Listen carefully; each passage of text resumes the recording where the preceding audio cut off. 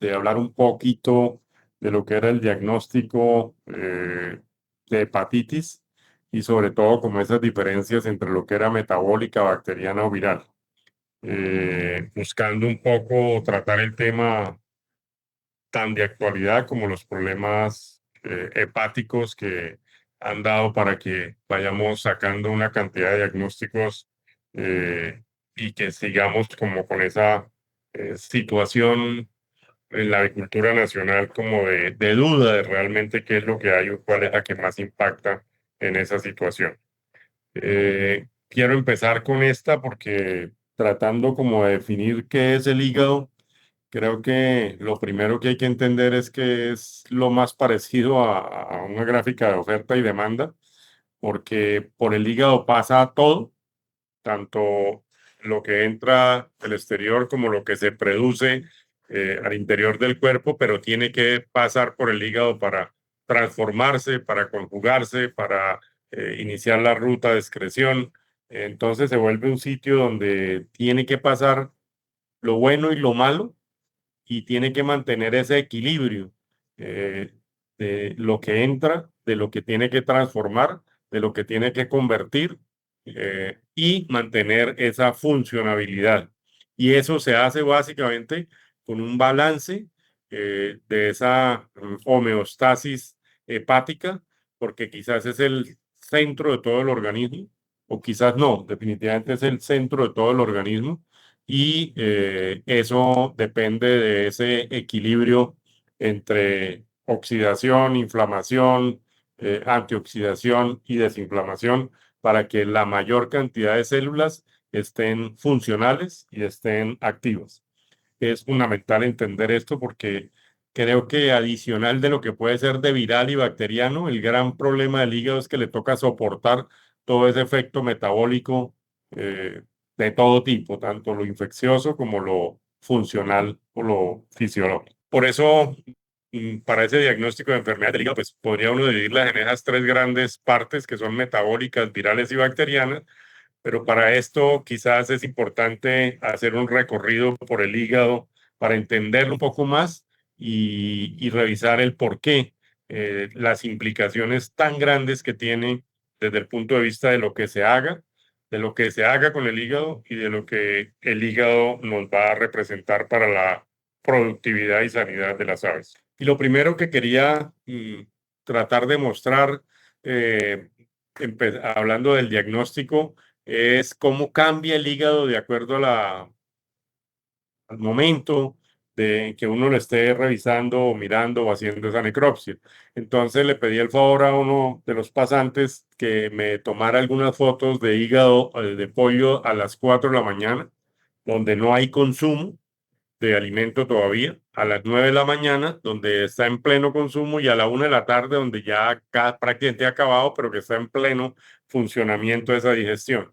Y miren cómo a las 4 de la mañana veo un hígado totalmente normal, con sus bordes totalmente claros, definidos, de un color típico, con una conformación, bueno, o sea, un hígado excelente que no le vería ningún tipo de lesión, con una vesícula pletórica de contenido verde esmeralda, oscuro, sea, es un hígado donde uno podría de entrada decir que no se le ven lesiones macroscópicas. Pero si ese mismo lote de pollos o hace uno o hace un sacrificio y mira los hígados a las 9 de la mañana, donde ya tienen parte del consumo, aprecien ustedes que ya es diferente y quizás empieza a tener uno dudas si uno debe reportar ya algún tipo de lesión por ese hígado más pálido, de pronto algunos bordes que ya no se ven tan definidos, el color definitivamente es diferente y si mira uno la vesícula va a encontrar una vesícula que ya no tiene tanto líquido, que el líquido o el contenido biliar es mucho más claro, entonces podría uno empezar inclusive a dar diagnósticos irregulares ante una situación de esta cuando es más una situación funcional. Y si uno espera a la 1 de la tarde donde está en pleno funcionamiento, va a encontrar un hígado que es muy diferente, que es mucho más pálido, que tiene, que se ve inclusive un poco abultado de tamaño, donde los bordes no son tan definidos y una vesícula totalmente diferente.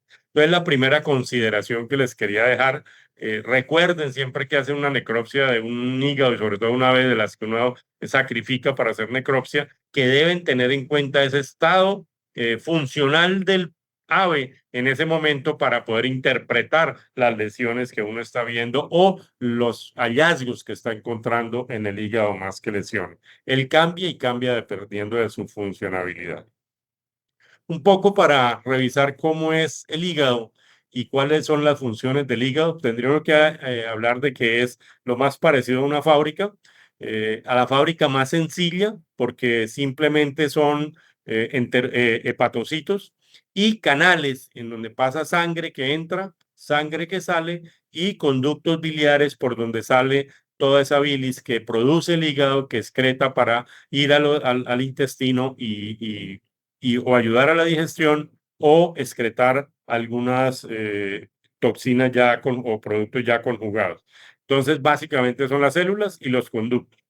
Pero ese conformación tan sencilla da para una producción muy importante de funciones. Entonces hay síntesis de grasas, hay producción de proteínas, hay formación de bilis, hay almacenamiento de sustancias como glicógeno, como algunas proteínas, como grasa, glicógeno especialmente, y hay zonas y células que se encargan de la detoxificación de todo, tanto exógeno como endógeno. A veces uno se le olvida que hay sustancias endógenas que deben excretarse a partir de la conjugación y por eso es importante esa función del hígado. O sea, todos esos hepatocitos y esos conductos tan sencillos están hechos para hacer esa gran cantidad de funciones: síntesis de grasas, producción de proteínas, formación de biles, detoxificar y adicionalmente almacenar parte de esos energía que va a tener el hígado, que va a guardar el hígado. ¿Cómo es el hígado desde lo macro? Pues lógicamente es un órgano en lóbulos, en el cual si uno se va entrando en él va a encontrar los lobulillos, y esos lobulillos es la serie de unión de células, de hepatocitos que van irrigadas por las venas sublobulilares, las venas centrales que pasan y atraviesan el exterior de cada una de las células. Y este concepto es importante porque todas las células, el 100% de ellas, están en conexión o contiguas a todo lo que entra en la sangre a partir del intestino o lo que entra de la sangre a partir del metabolismo del cuerpo. Y adicionalmente están los conductos o canalículos biliares, que es donde también van ligadas a cada una de esas células que producen bilis para que esa bilis salga con algunas sustancias y adicionalmente vayan al intestino a ayudar a la digestión. Entonces, si nos vamos metiendo más, pues lo que vamos a encontrar es eso, es la unión de células, todas contiguas a conductos biliares o a sinusoides vasculares o arterias, donde tiene que pasar unida a las células, contiguas a las células, y para que éstas vayan haciendo el trabajo con todas esas sustancias que van entrando desde el intestino o desde la parte endógena, desde las venas hacia el hígado. Si lo miráramos desde la histología, pues vamos a encontrar lo mismo, porque aquí están en el centro las venas, el lobulillo completo y los núcleos de todas las células. Si lo tenemos en un objetivo más grande, vamos a encontrar que aquí están los núcleos, aquí están las células, y estas células están eh, irrigadas por los conductos y por los sinusoides, lo que da la continuidad de esa cantidad de células con esas venas y arterias, que son las que le llevan las diferentes sustancias, que son las que en última van a producir esas reacciones funcionales, pero que pueden deteriorar el órgano y a continuidad deteriorar su funcionabilidad y por consiguiente la sanidad o la sanidad y la parte productiva de las aves. Si lo miramos en este dibujo que encontré de una célula, me interesa mucho, pues es la célula, es del hepatocito, donde tiene su membrana celular, está el núcleo, está la mitocondria, pero mire que todas las células, y eso es lo que me interesa, que aquí están los canalículos biliares y están los sinusoides, que es por donde pasa la sangre. todas las células del hígado están irrigadas. Pareciera un corte o un cultivo de arroz donde van abriendo las tomas y esas tomas van irrigando el 100% de las plantas para que puedan sobrevivir. Es la misma idea que quisiera dejar y transmitir. Es una irrigación absoluta de cada una de las células y que eso hace que sean o que tengan un riesgo alto de dañarse por ese trabajo que tienen que hacer a partir de todo lo que entra, especialmente por el intestino. Si los vemos en este ejemplo, pues es lo mismo, está la vena central, están los hepatocitos, están los canalículos o conductos biliares y están los sinusoides por donde está la sangre. Aquí hay una cosa adicional que es importante tenerla en cuenta en esa funcionabilidad o en ese mecanismo de función del hígado, que son los macrófagos, que no están propiamente dentro de las células hepáticas o en el parénquime del hígado, sino están pegadas a los sinusoides que están captando, recogiendo y fagocitando diferentes sustancias y células para hacer el proceso de destrucción. En ese proceso de destrucción está la inflamación y en esa inflamación está el feedback que hace con las células hepáticas de inflamación y destrucción de las células, como lo vamos a ver con más detalle en las próximas diapositivas. Si unimos un poquito el concepto de lo que es el intestino, los enterocitos, las uniones o proteínas, uniones estrechas o proteínas de estructura, y cada una de las células, incluida la célula M, donde hay la parte inmunológica, tenemos que entender que claramente hay un eje que va entero hepático. ¿Por qué? Porque todo lo que pasa en el intestino, y quizás es parte fundamental de tener ese procesos metabólicos crónicos que se presentan en el hígado a partir de esos procesos que pasan en el intestino. Todo lo que pasa en el intestino se oye en el hígado, se ve en el hígado. ¿Por qué? Porque si ustedes miran y hay una, por ejemplo, entrada de las sustancias normales como pueden ser como pueden ser los carbohidratos, como pueden ser los aminoácidos, entra por la vena porta, van por la vena intralobular, van a las células y se producen o proteínas o energía a partir de ese trabajo de las células hepáticas, si lo viéramos como en este diseño. Pero también, si hay la presencia, por ejemplo, de micotoxinas, estas micotoxinas van y estimulan las células intestinales. Estas células intestinales producen citoquinas, interferón gamma. Ese interferón gamma destruye las proteínas de estructura o proteínas de unión de las células y va a favorecer que aunque las micotoxinas también pasan intracelulares, esas toxinas y micotoxinas aumenten su paso a partir de esas uniones, vayan vía sanguínea y lleguen al interior de la célula, que tiene su efecto de oxidación interna en la célula, pero que va a hacer el feedback para dañar otras células desde el punto de vista externo. La producción de bilis, que también es importante a partir de las células del conducto y a partir de esa excreción de esa bilis al intestino nuevamente para la digestión. Y muy importante, esta bilis tiene la obligación o la función de excretar sustancias tóxicas conjugadas pero liposolubles y van vía heces en esa excreción. Por eso cuando uno está poniendo los hepatoprotectores tradicionales, estaba pensando en el colerético y en el colagogo, que es la mayor producción de bilis para esa función, que es de pronto una sola de las importantes del hígado. Entonces hay que tener en cuenta eso en la decisión de qué se debe poner, en qué momento y para qué se debe poner.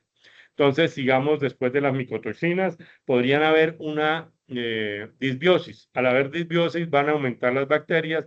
Esas bacterias al aumentar esos lipopolisacáridos van a estimular también esa inflamación intestinal.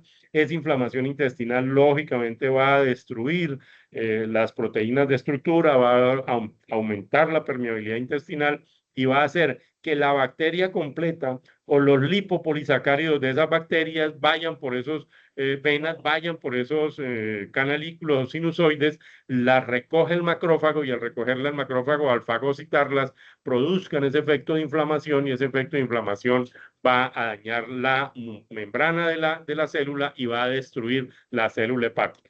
Por eso es claro que parte de lo que hoy tenemos que entender dentro de ese sistema hepático, más que el sistema hepático, tenemos que entender ese eje entero hepático como funcionabilidad del sistema completo. O sea, es claro que todo lo que pase en el intestino se va a escuchar en el hígado de manera directa, absolutamente.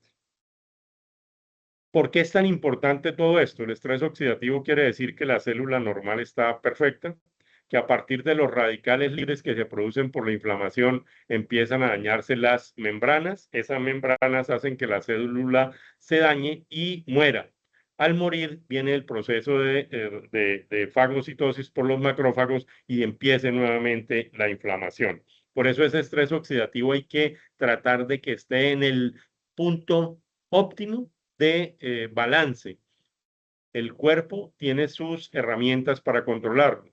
Los antioxidantes que uno suministra en el alimento, los antioxidantes que hay en la sangre, la superóxido dismutasa, la catalasa como enzimas endógenas que están hechas para estar evitando estos radicales libres o para controlarlo. Pero en la medida que los radicales libres crecen, ya no alcanzan esas defensas y empiezan a haber los problemas de muertes de las células, especialmente en el hígado, que es la que tiene que soportar ese impacto inicial de toda esa inflamación a partir de toxinas, de micotoxinas, de antibióticos, de enzimas inclusive endógenas o de bacterias por disbiosis o por lipopolisacáridos de esas bacterias que se producen en el intestino también. Todas las membranas tanto de la mitocondria como de las células tienen lipopolisacáridos. Y por eso esos lipopolisacáridos son los que se afectan rápidamente con esos radicales libres, se oxidan y al oxidarse esta membrana, que es el cerebro de la célula, es lo que hace que la célula muera y tengamos esas muertes celulares. Esa muerte celular va dejando espacios y son los espacios que se nos van llenando de grasas en el hígado. Es el proceso normal de la inflamación. Adicionalmente, una cosa importante es que la mitocondria internamente, que es la que da la energía de la célula, tiene membranas también de lipopolisacáridos. O sea, desde el exterior la inflamación o al interior la inflamación puede producir la muerte de la célula por la muerte o el daño de las estructuras de las membranas, tanto de la célula como de la mitocondria. Por eso es tan importante entender este proceso de oxidación. Cuando el hígado está detoxificando, el hígado trata de eliminar todas las sustancias exógenas o endógenas que pueden dañar otros sistemas corporales mediante las fases de la bioactivación, conjugación y transporte. Productos finales del metabolismo, metales pesados, pesticidas, carcinógenos, antinutrientes, farmacéuticos o antibióticos, todos estos causan la misma situación, que es ese trabajo que tiene que hacer cada célula. En ese trabajo de eliminarlos, de conjugarlos, se produce oxidación y ahí es donde está el balance interno de cada célula para que no dañe el conjunto del hígado en su totalidad. Esa es la labor importante, esa pelea entre el químico, la sustancia que tengo que conjugar para eliminar o para ponerla funcional, es el trabajo de oxidación, de inflamación que le puede causar ese daño metabólico al hígado. La bioactivación, que es el primero de los procesos, es la oxidación. Se agrega un oxígeno para convertir la molécula en más reactiva, reduce la reducción e hidrólisis para hacerlas hidrosolubles. Es un tipo de moléculas que tienen esto para hacerlas hidrosolubles y que vayan vía orina a la excreción. La conjugación ayuda a un grupo funcional como el glutatión a partir de la glutación peroxidasa y el ácido glucurónico que inactivan la molécula. La metilación se adiciona a un grupo metilo y es esencial en conjugar toxinas endógenas.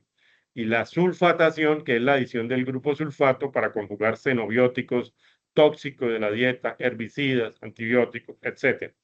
Estos tres procesos de conjugación, todos, tanto el bioactivación tienen procesos que hacen que la célula se oxide y que empiece el proceso de inflamación interna. Adicionalmente, tiene que transportarla, que es encerrar esa molécula y poderla llevar, sea por la bilis o sea por la orina, para la excreción a partir de una proteína transportadora. Si nos volvemos a meter en la célula, encontramos, pues, primero, que hay muchos estresores como las bacterias, como los lipopolisacáridos, como algunos antibióticos que pueden llegar, y el macrófago, antes de entrar a la célula, es el encargado de fagocitarlos. Al fagocitarlos, va a producir citoquinas. Esas citoquinas van a oxidar, van a producir antioxidantes, van a oxidar la membrana y van a oxidar la mitocondria y tienen el primer efecto. Pero adicionalmente hay estresores como las micotoxinas o como algunas toxinas que van directo al interior de la célula, oxidan la membrana de la mitocondria a partir de ese proceso de conjugación o de reactivación o de preparación para el transporte, y eso hace que dañe la mitocondria y dañe la membrana a partir de esa oxidación interna de la célula. Cuando la célula le pasa esto, la célula muere. Al morir la célula, vuelve el macrófago y tiene que fagocitarla, y en ese proceso de fagocitosis de esa célula del mismo hígado que ya murió, vuelve a producir citoquinas y vuelve e inflama y mata o elimina otra célula. Por eso es un proceso y un feedback, un círculo que en el momento que se desbalancee se va a volver grave para esos problemas metabólicos que tiene. Imagínense cualquier enfermedad, sea salmonela, sea una hepatitis, cualquier tipo de enfermedad donde está produciendo esta inflamación adicional. Realmente el daño grave del hígado se ve más por esta inflamación, por este daño hepático metabólico, que por el mismo agente que puede estar causando. Pero siempre decimos que las grandes mortalidades, por ejemplo, que se ven por salmonella gallina, es más por el daño hepático, por la inflamación, que por el mismo efecto de la bacteria como tal, porque realmente todo termina en un proceso metabólico de inflamación, necrosis de las células, y adicionalmente cada vez que se hace necrosis de una célula hay más proceso inflamatorio en el hígado. Este proceso inflamatorio y de muertes o de lesiones de las células, pues los va dejando espacios, y estos espacios, entre medida que van siendo más grandes, se van llenando de grasa, que es lo que llamamos esteatosis, y esa esteatosis se convierte en hígados grasos.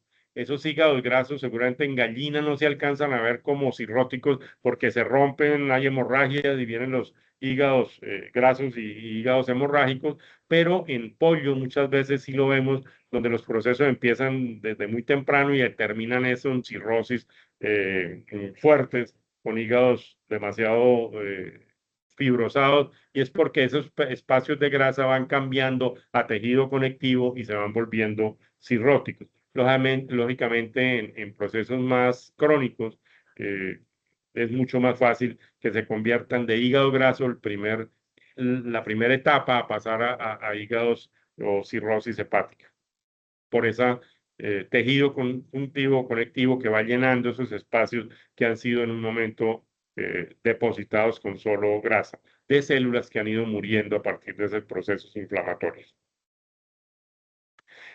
Si nos metemos un poco en las lesiones, pues esto podría ser un hígado graso, con friable, amarillo, pálido, que se rompe fácilmente y que al final se va endureciendo, va perdiendo los bordes y se va haciendo cirrótico, hígados maduros, que son al tacto claramente endurecidos con relación a lo que pueden ser estos o estos, donde son al contrario muy frágiles, y por eso se van a fracturar y van a haber hemorragias subcapsulares o hemorragias intraperitoneales a partir de esas hemorragias hepáticas.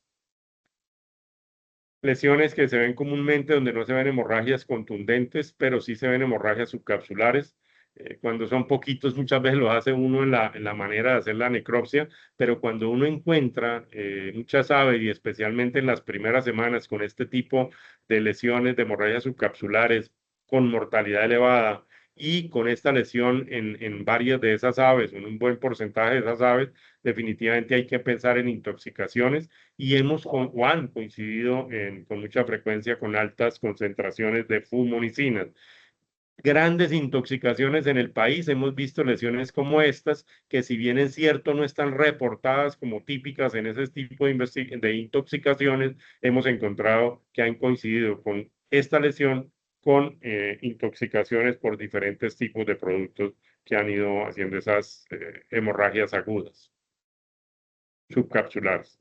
Dentro de ese diagnóstico que hagamos, es importante ir sumando cosas para poder diagnosticar presuntivamente por lo menos los casos.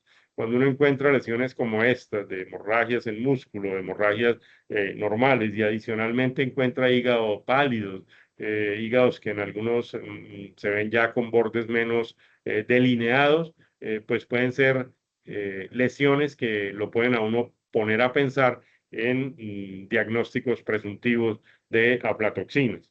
Eso le ayuda a uno en el campo a empezar a sumar lesiones o hallazgos para dar diagnósticos presuntivos y después poderlos corroborar. Esto realmente a veces uno inclusive solo espera las lesiones para poder diagnosticar. Yo quiero mostrarles este trabajo que hicimos con la Universidad de Santander, en donde hicimos algunos retos con paracetamol 500 miligramos por kilo, en donde presumíamos o esperábamos el daño hepático y adicionalmente se hicieron unos que no tenían, unos negativos y otros que tenían 200 gramos por tonelada de fitobiótico, 300 gramos por tonelada de fitobiótico, 400 gramos por tonelada de fitobiótico, en este caso que era del Epaxis de Promitec. Estos 200 gramos tienen que ver con tener una dosis más o menos de 100.000 unidades ORAC o 100.000 unidades de antioxidantes por tonelada de alimento. Cuando yo estoy poniendo 300, estoy hablando de 150.000 unidades ORAC y cuando estoy hablando de 400, estoy hablando de más o menos 200.000 unidades ORAC por tonelada de alimento. Esta es la cifra, digamos, como ingrediente activo importante en este proceso de antioxidación en el hígado a partir de un daño que está haciendo el paracetamol. ¿Qué vimos en esos resultados donde se hizo mediciones de productividad y mediciones de química sanguínea? Y aquí es donde uno tiene que ver que no solamente tiene que esperar el diagnóstico clínico sino que puede haber otras herramientas como la química sanguínea que le permite a uno mirar o revisar algunos daños hepáticos que van a tener rendimientos o daños en la productividad. Entonces, miren aquí solo graficamos lo que tuvo diferencia estadística. La única que tuvo diferencia estadística fue la aminoaspartotransferasa, en la cual, miren, cuando no hubo reto, cuando no tuvimos reto de paracetamol, estaba en 260 gramos microgramos por litro.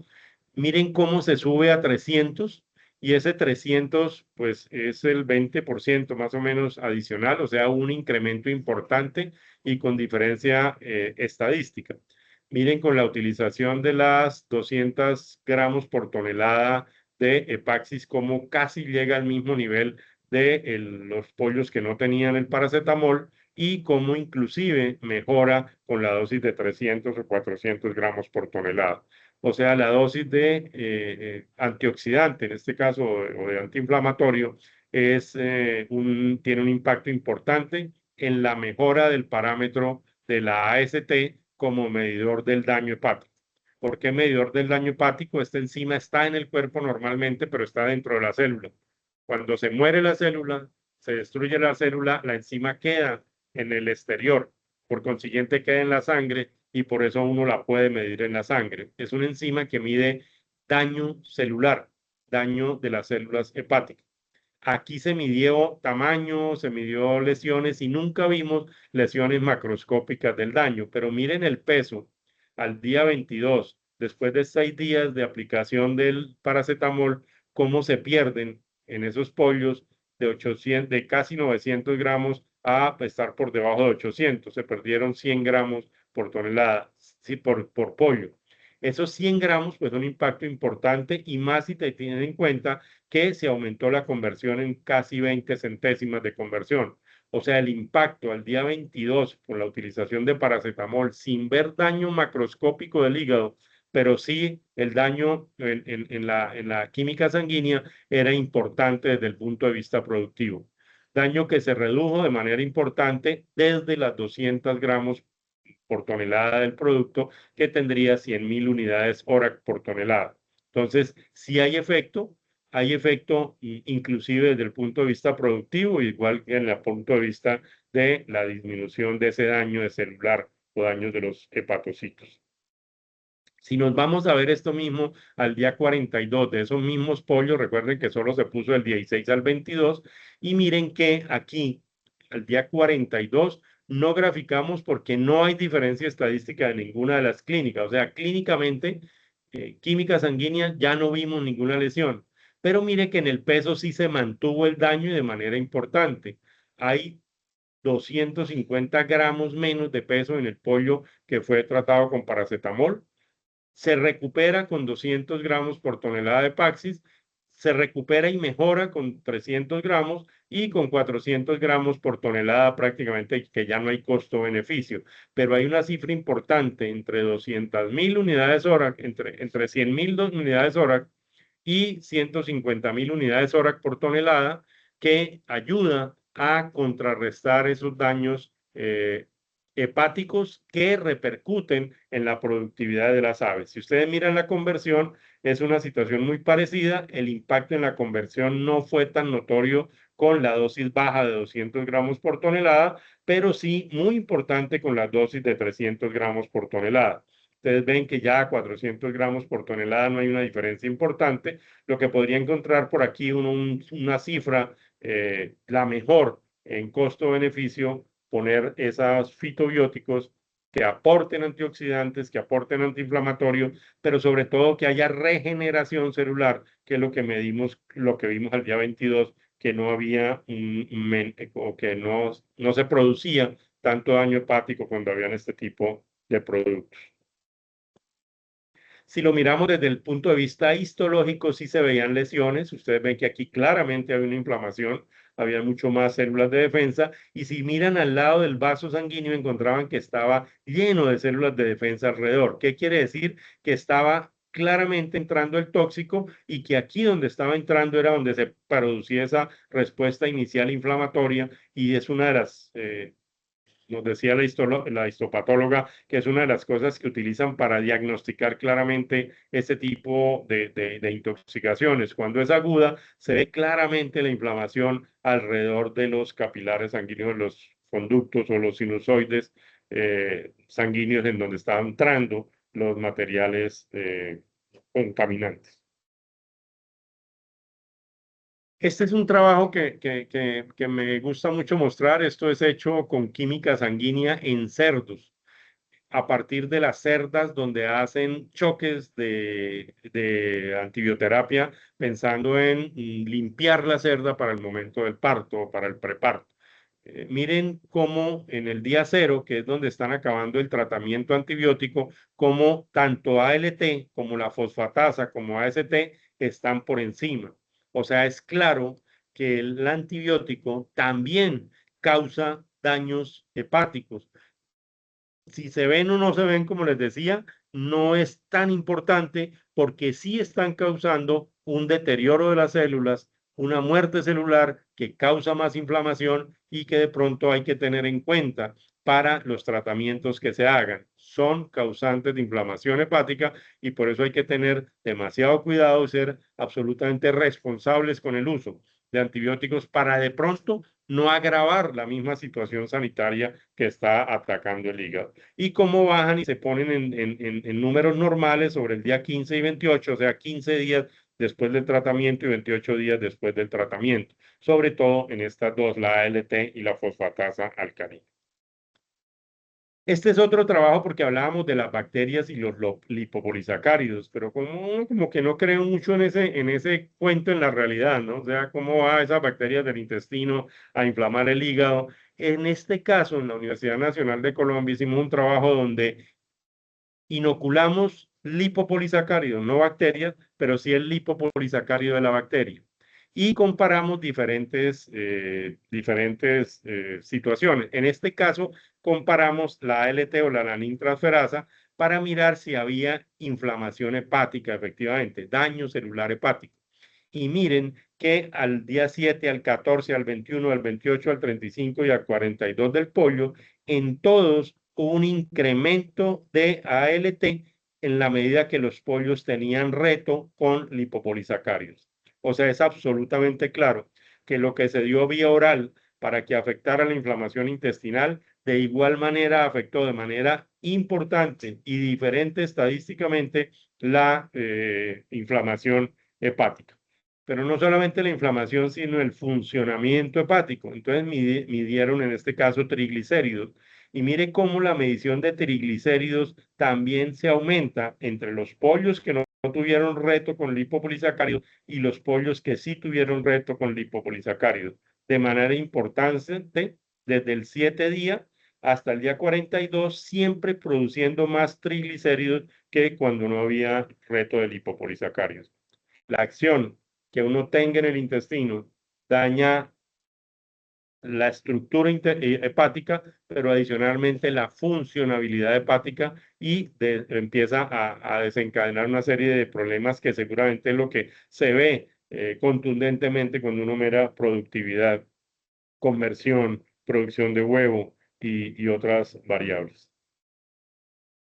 Si seguimos con la parte de diagnóstico, traté de hacer dos grandes cuadros, uno que era las enfermedades bacterianas, en donde podríamos tener coli, salmonelosis, hepatitis vibriónica, que es un problema que nos aparece ahora porque es una enfermedad que no teníamos como tan presente en los diagnósticos diferenciales, y en la salmonela, que quizás es la que en el campo más fácil diagnosticamos en comparación. Cada uno podría tener cosas específicas, pero hay algunas donde es casi que imposible diferenciar.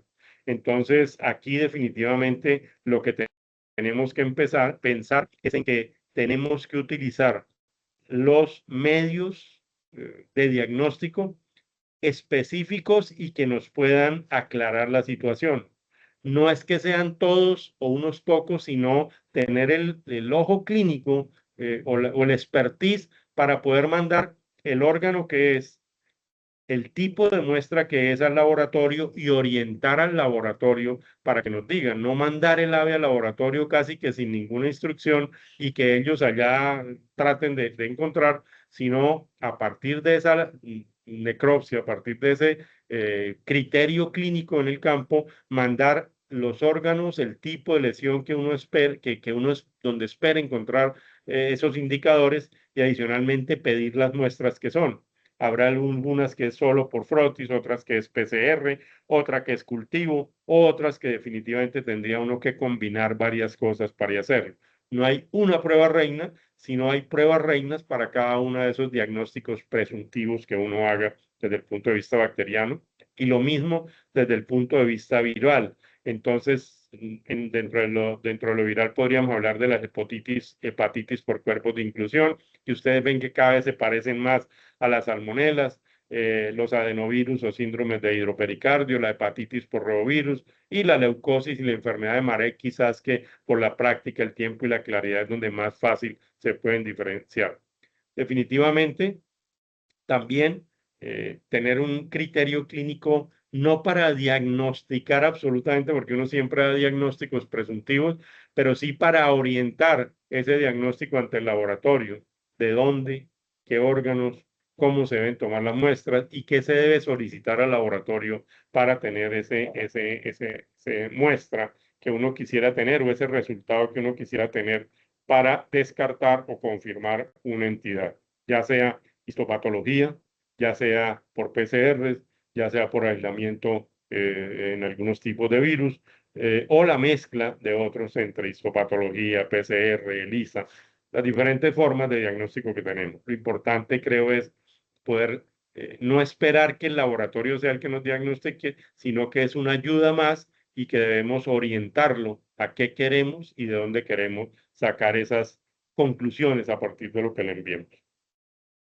Si nos vamos a lo clínico, todas estas fotos son confirmadas por Salmonella gallinarum. Estos son todos pollos de engorde, en donde hay unas que son absolutamente claras, no tan claras si uno las compara con hepatitis o con hepatitis vibriónica. Esta, pues, por el color, fácilmente lo hace uno pensar que ese color bronceado debe ir por ahí, pero este es mucho más difícil porque mire que las infiltraciones son menos claras, con hígados más, digamos, entre comillas, normales por tamaño, y se pueden ver fácilmente por cualquier enterobacteria. En este caso fue confirmado por una Salmonella gallinarum, pero las tres son confirmadas de Salmonella gallinarum. Esta foto, cuando les decía que nos mandaran fotos para la charla, me dijeron, venga, esta foto es de Fomike y es un problema bacteriano. Cuando uno mira estas seguramente ustedes y los que están en la zona del Valle, en Arauca, no sé por qué, pero se ve más presencia de este tipo de lesiones que son Histomona meliagridis. Entonces, es una enfermedad que creo va subiendo el impacto que va teniendo.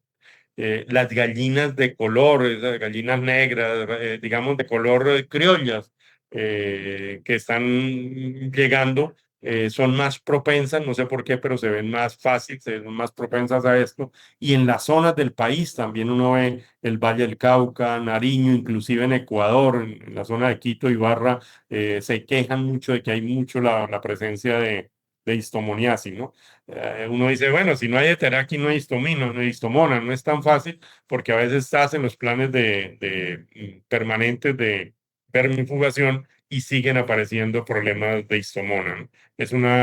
No es tan normal, pero cada vez se hace más frecuente en algunas zonas y en algunos tipos de gallinas. Estas son de unos casos confirmados de hepatitis por cuerpos de inclusión. Ustedes ven que se parecen mucho también a lo que vimos de salmonela. De pronto son menos foco necróticos, son más como zonas necróticas. Hay más presencia de hemorragias y hay más zonas que se van volviendo no tanto como infiltrados, sino como zonas que se van necrosando o se van perdiendo.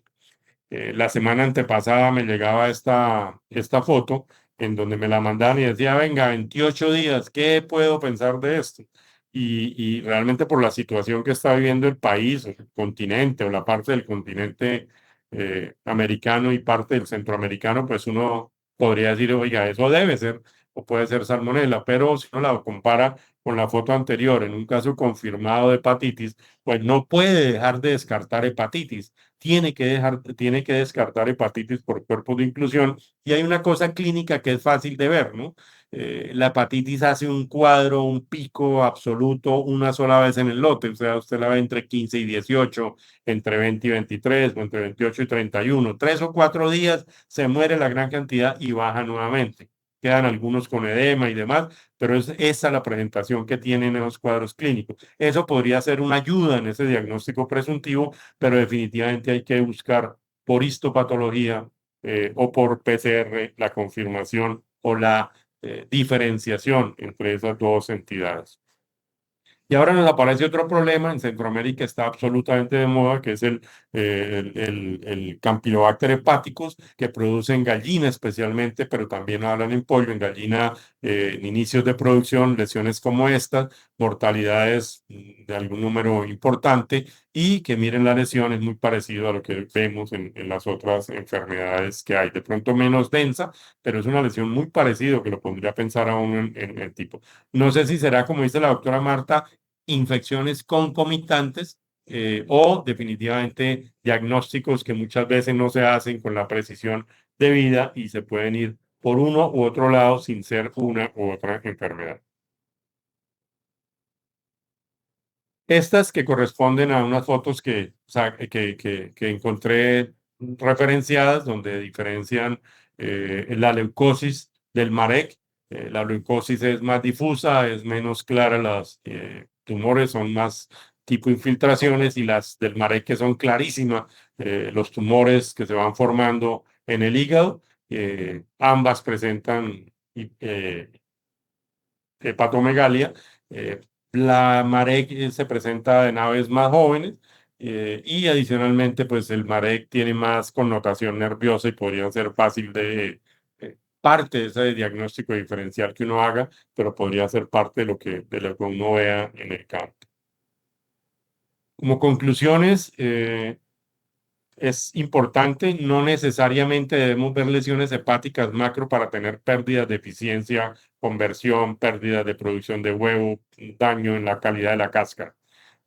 Debemos tratar de emplear otros medios de diagnóstico para determinar problemas metabólicos o clínicos infecciosos y metabólicos que afecten esos rendimientos de las aves a partir de problemas hepáticos que no solamente los vamos a ver como lesiones macro.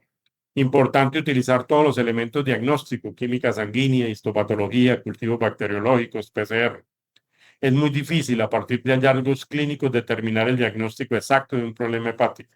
Y es muy importante mantener los mecanismos endógenos y exógenos de antioxidación y antiinflamatorios para proteger el funcionamiento hepático. Cada vez hablaremos más de ese sistema entero hepático y cada vez entenderemos más que esa inflamación producida por esa entrada de sustancias a partir del intestino va a causar más facilidad o va a haber más facilidad de problemas metabólicos y sanitarios hepáticos, por lo cual debemos pensar más en esa función, no solo colerética y colagogo, sino también de antiinflamatorio y antioxidante de productos que ayuden a regenerar las células hepáticas y a evitar que se mueran más células en esos procesos inflamatorios en el hígado.